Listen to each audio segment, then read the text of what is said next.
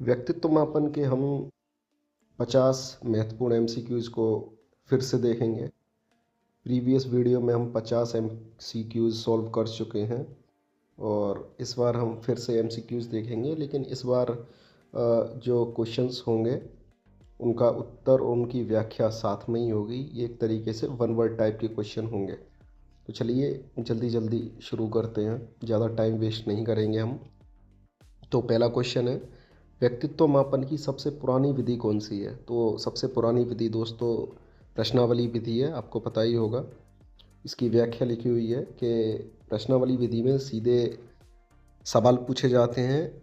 जो सबसे पुरानी और सरल विधि है, इसका उपयोग व्यक्तित्व पर्सनैलिटी के लक्षणों को मापने के लिए किया जाता है। दूसरा क्वेश्चन देखते हैं, प्रोजेक्टिव परीक्षण किस प्रकार का परीक्षण है? तो प्रोजेक्टिव परीक्षण है वो अप्रत्यक्ष परीक्षण के अंतर्गत आता है, क्योंकि इन परीक्षणों में व्यक्ति की प्रतिक्रियाओं से उनके अवचेतन विचारों को समझा जाता है। उदाहरण है रोडसा का स्याही धब्बा परीक्षण, जिसे हम इंक ब्लॉन्क टेस्ट भी बोलते हैं। तो अगला क्वेश्चन है, रोडसा स्याही धब्बा का परीक्षण के प्रवर्तक कौन है? तो पता है, तो हरमन रोडसा ही है। चलिए इसको देखते हैं थोड़ा सा। यह रोडसा के द्वारा विकसित किया, जिसमें व्यक्ति के स्याही के धब्बों पर प्रतिक्रिया देने को कहा जाता है।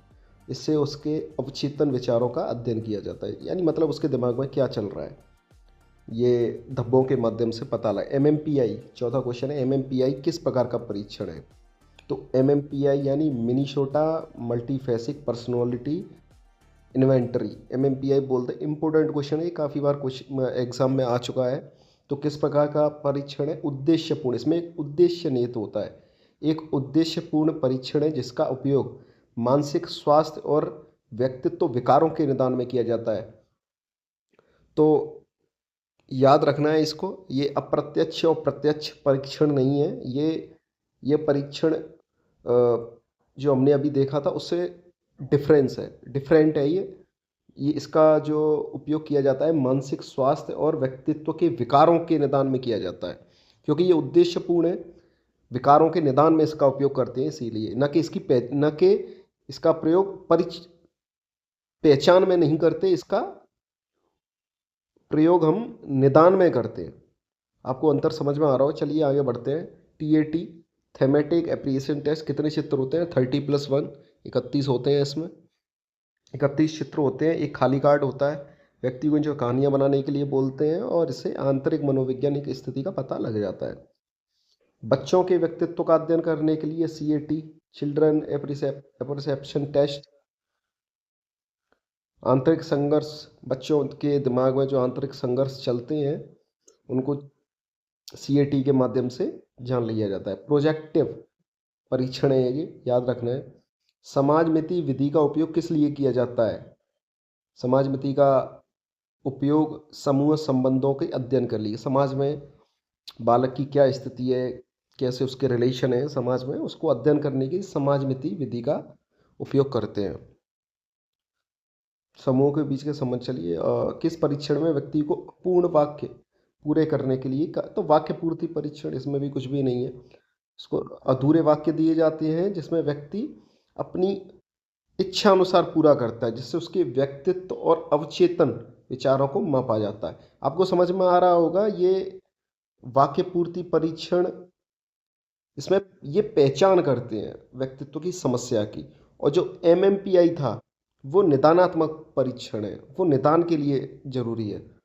अगला क्वेश्चन देखते हैं, प्रोजेक्टिव परीक्षण किस आधार पर काम करता है? प्रोजेक्टिव, तो प्रोजेक्टिव मेथड अवचेतन मन, दिमाग अवचेतन मन की स्थिति को जानने के लिए इसका उपयोग करते हैं।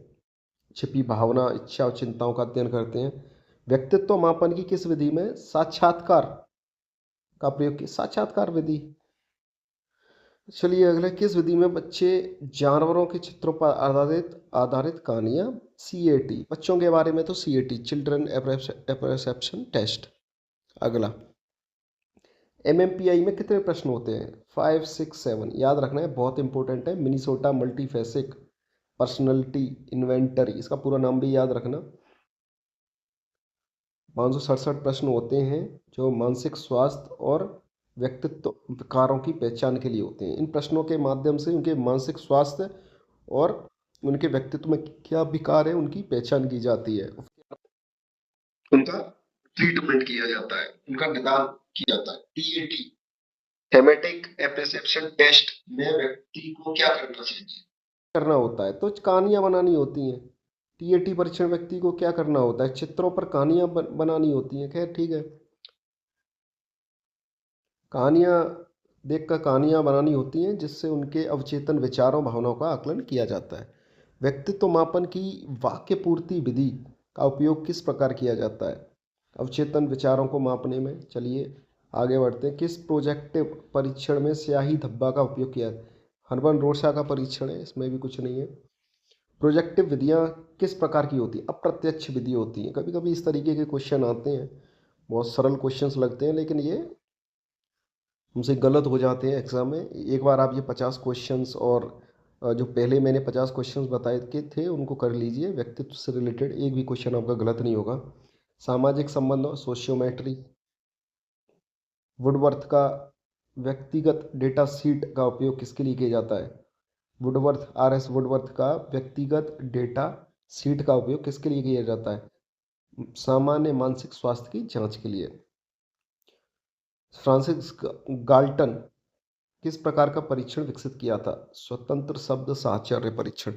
ये इस तरीके के कुछ क्वेश्चंस हैं जो आपके प्री एग्जाम हो या मेंस एग्जाम हो उनके लिए काफ़ी इंपॉर्टेंट है। आपको इसमें से 100% आपको क्वेश्चन मिल जाएगा। तो गाल्टन का स्वतंत्र शब्द साहचर्य परीक्षण व्यक्ति के अवचेतन विचारों और प्रतिक्रियाओं का अध्ययन करने के लिए। टीएटी, थेमेटिक अपरप्शन अवचेतन धारणाओं के मापन के लिए। टीएटी का उपयोग किस उद्देश्य के लिए किया जाता है? अवचेतन धारणाओं के मापन के लिए। प्रोजेक्टिव विधियों का मुख्य उद्देश्य क्या है? अवचेतन मन का विश्लेषण। चलिए आगे बढ़ते हैं, इनमें कुछ भी नहीं है। वाक्य पूर्ति विधि का उपयोग किसके लिए हो जाए? अवचेतन विचारों की पहचान। सोशियोमेट्री विधि जेएल मोरेनो मनोवैज्ञानिक ने प्रस्तुत की थी। मुख्य उपयोग प्रोजेक्टिव विधियों का मुख्य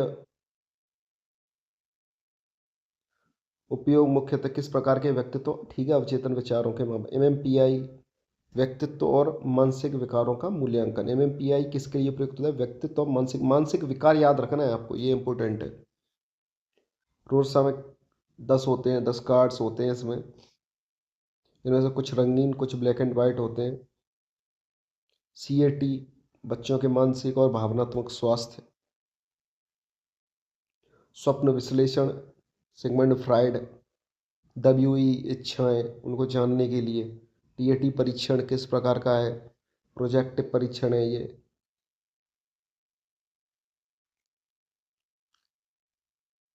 अवचेतनों विचारों का पता लगाने के लिए। फ्रांसिस गाल्टन स्वतंत्र शब्द साचर्य, यदि हम देख चुके हैं पहले ही। एमएमपीआई कितने पैमानों का उपयोग किया? 10। 10 पैमाने होते हैं, इंपोर्टेंट क्वेश्चन है ये। मानसिक विकार और व्यक्तित्व संबंधी समस्याओं का पता लगाया जाता है। कितने पैमाने का उपयोग करते हैं? 10 का। वुडवर्थ का व्यक्तिगत डेटा सीट किस प्रकार का परीक्षण है? उद्देश्यपूर्ण परीक्षण। वुडवर्थ व्यक्तिगत डेटा सीट एक उद्देश्यपूर्ण परीक्षण है जिसे स्टैनली वुडवर्थ या आर एस वुडवर्थ ने विकसित किया था। किस परीक्षण में व्यक्ति के विचारों को स्वतंत्र रूप से व्यक्ति करने की अनुमति दी जाती है? तो प्रोजेक्टिव परीक्षण। स्वतंत्र रूप से विचारों को, अपनी भावनाओं को व्यक्त करने की इसमें अनुमति दी जाती है और इन्हीं व्यक्त विचारों के माध्यम से अवचेतन मन का अध्ययन किया जाता है। वाक्य पूर्ति परीक्षण किस प्रकार का प्रोजेक्टिव परीक्षण। बहुत सिंपल क्वेश्चन है ये। सोशियोमेट्री विधि का मापन